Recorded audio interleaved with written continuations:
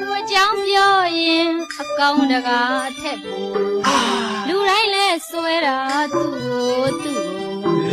တော်ရောမြို့မှာဆိုသလိုလိုနှစ်သက်ကြတာမှန်သေးသကို နေဟာ မပါရင်ထမင်းပွဲတဲ့ဘာလို့သိနေကြမှာပဲဆိုငပိရေကျိုး ဟာလို့သူအကြောင်းပြောရင်အကောင်တကားထက်ဘူး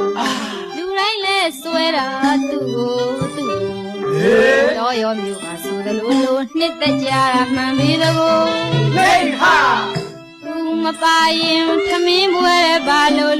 သိနေကြမှာပဲဆိုငပိရေကျိုး ဟာလို့ ဘိုးကြီးအမေကြီးကြိုက်တယ်ငပိရေကျိုး ခလေးနဲ့လူကြီးကြိုက်တယ်ငပိရေကျိုး နေဟာ ဗမာတွေပြောစမဟောင်းနဲ့မလဲတော့ပြောရင်နဲ့တောင်မရေရိုးထမင်းမဲစား